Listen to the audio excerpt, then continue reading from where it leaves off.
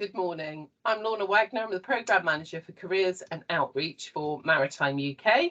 We're here for another of our short 5 questions in 5 minutes recording, and Gillian has joined me this morning. Gillian, can I ask you to tell us your name, who you work for and what you do for a living, please? Yeah, I'm Gillian Clark. I'm a senior executive for a P&I club.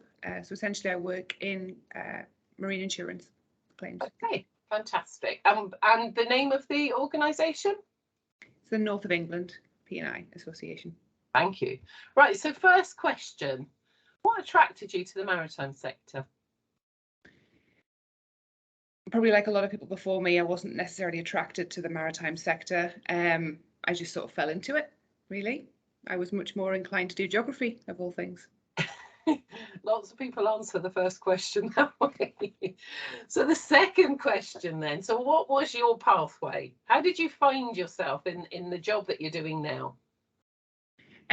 Well, initially I wanted to go and do geography at university. Didn't do quite so well for many reasons with my A-levels, and sort of fell into marine operations, which turned out to be much more shippy and technical than perhaps I'd expected. But I loved it. Went on to convert that degree to a law one, a maritime law one. Found myself working for a container operator not far from where I was at university in Liverpool. And then spent about the next sort of 9 years winging my way around the company, trying different roles, getting more experience, and then sort of finding where it was I wanted to be within the sector. So I was very lucky to have those opportunities. Fantastic. Sounds like you've had a nice varied career to date. So if I was to say to you, what has been your career highlight, or alternatively, what's your career goal? How would you answer that question? A few weeks ago, I was lucky enough to host a dinner at the local civic centre for the Institute of Chartered Shipbrokers, our local branch. I'm currently the chair.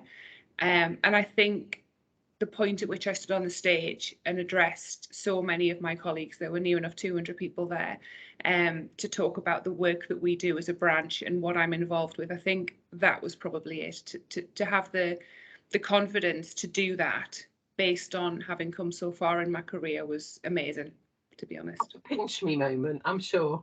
Definitely. So along your pathway, who is there one person that you could identify that's been the most influential in your career development?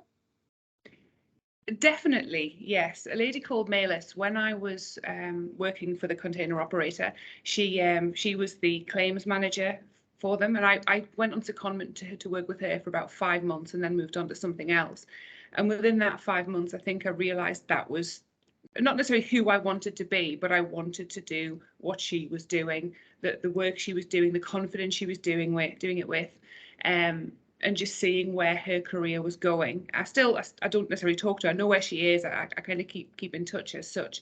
But that's what I wanted. And about 5 years later, I took that role on for that company, and then obviously moved on. But yeah, I'd have to say Malis, definitely. Brilliant. And last question. So if you were in the fortunate position of being able to give your 16-year-old self some careers advice, what would that be? Believe you're strong enough. I think at that time, I didn't believe that some of the things I wanted to do, I could do. Either that was because I was a girl, whether it was because of simply who I was, because of physical attributes or whatever else. I never believed I could do it. And it's taken really until now to know that, do you know what, I could do it. Everyone can do it. You just have to want it enough, but to believe in yourself before you believe in anything else. That's brilliant advice. Thank you so much, Gillian. Thank you for joining us. Thank you.